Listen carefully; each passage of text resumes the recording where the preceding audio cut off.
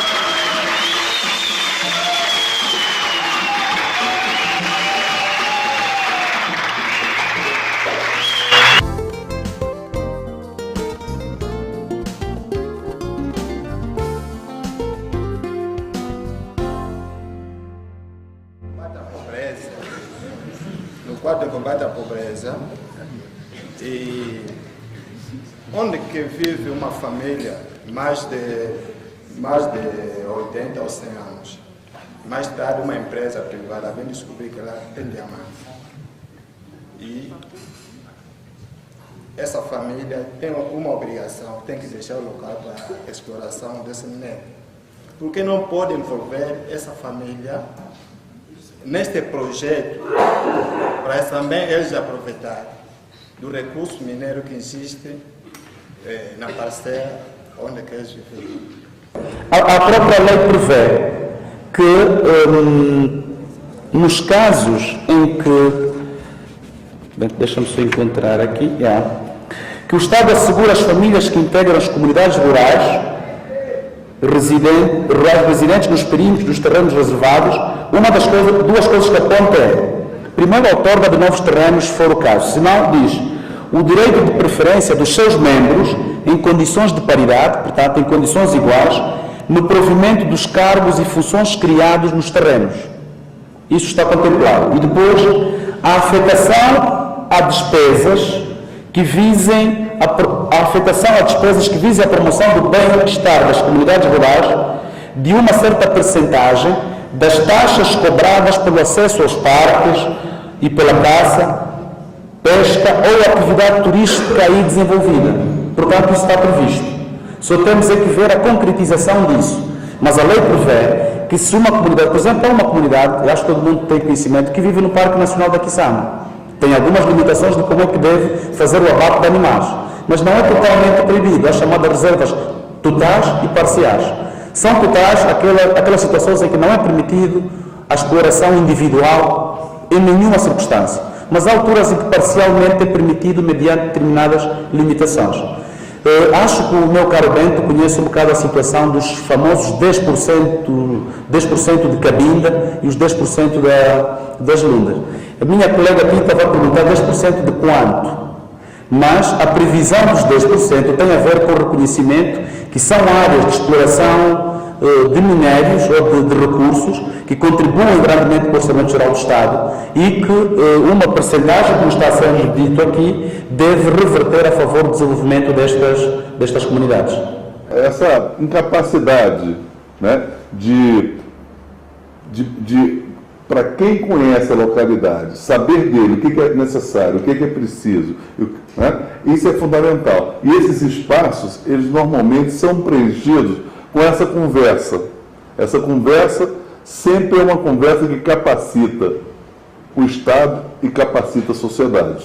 Às vezes, e eu falo do ponto de vista do Estado muitas vezes, que a presença dos funcionários de governo junto às comunidades é um processo de capacitação dos funcionários do governo. Né? Eles vão lá e eles aprendem com a comunidade certas particularidades, certos saberes que não estão ao alcance deles. Não é que eles não queiram, mas não é na escola que se aprende isso. Né? Eles não têm informação. Eles podem ter até uma intencionalidade positiva, mas não têm. Então, eu diria o seguinte, no final das contas, esse espaço de diálogo que o processo participativo faz, ele é um elemento fundamental de capacitar o funcionário do Estado e capacitar também a comunidade, que também a comunidade muitas vezes não consegue perceber certas dificuldades técnico-burocráticas do Estado. Para podermos vencer nesta luta contra a pobreza, é necessário que as pessoas se levantem e tomem certas iniciativas, porque se esperarmos sempre que as autoridades governamentais venham e trabalhem com as comunidades, veremos que nada vai ser feito, porque nós sabemos que o país, as comunidades têm muitos problemas. Por exemplo, olhando para a cidade capital, Luanda, não é possível que o governo provincial ou o governo central vá às diferentes comunidades e em 24 horas ou em 30 dias resolva todos os problemas. Portanto, é importante que as comunidades organizadas deem o pontapé de partida. Os participantes chegaram então às seguintes conclusões e recomendações gerais. Conclusões. Primeira, para um desenvolvimento municipal harmonioso, é importante que as comunidades sejam envolvidas em todas as fases dos processos de definição participativa de políticas públicas. 2. As experiências de Angola, Brasil e Moçambique sobre participação mostraram que a capacitação das lideranças comunitárias e dos funcionários públicos para permitir o melhor entendimento dos problemas urbanos e rurais e demandas locais para uma formulação de políticas públicas ajustadas à realidade local é importante. Todos, governo e sociedade civil, estamos diante de um processo de aprendizagem sobre governação descentralizada. 3. O planeamento urbano e o processo de elaboração de políticas públicas, principalmente em relação ao acesso à terra, devem privilegiar, para além dos aspectos técnicos, a participação consciente e inclusiva dos cidadãos. 4. É preciso que não se criem falsas expectativas durante os processos de planeamentos municipais participativos para que não hajam frustrações pelos atores envolvidos nos referidos processos. As ODAs, Organizações de Desenvolvimento de Áreas, e as autoridades locais, quando envolvidas de forma objetiva, isto é, treinadas e capacitadas, podem desenvolver um papel fundamental da organização das comunidades para uma melhor participação nos processos de desenvolvimento local. 7. Deflagrar processos de participação em sociedades onde a sociedade civil ainda é fraca pode resultar na anulação das positividades do papel que a sociedade civil deve jogar, principalmente em relação à sua participação na elaboração e monitoria das políticas públicas. 8. O papel das autoridades tradicionais nos processos de descentralização ainda precisa de ser melhor estudado e adaptado à estrutura de governação local. 9. Acreditar numa autonomia através de um diálogo franco e aberto entre o Estado e a sociedade civil pode ajudar na despartidarização de algumas associações e ajudar na compreensão dos interesses dos vários atores. 10ª e última conclusão: o plano diretor não é uma solução de todos os problemas da cidade, mas sim um instrumento de planificação das cidades.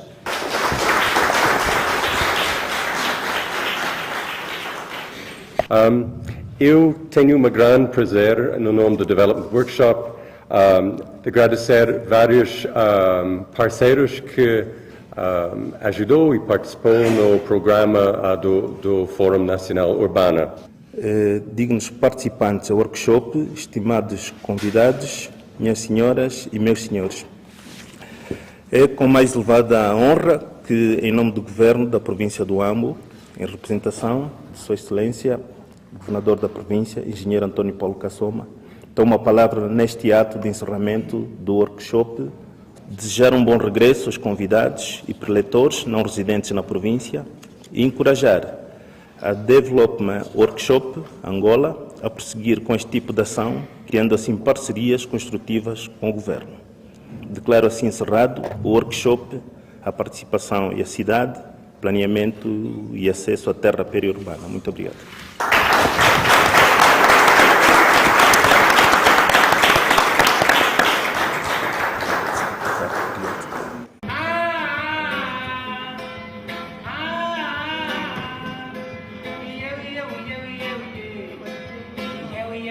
Yeah.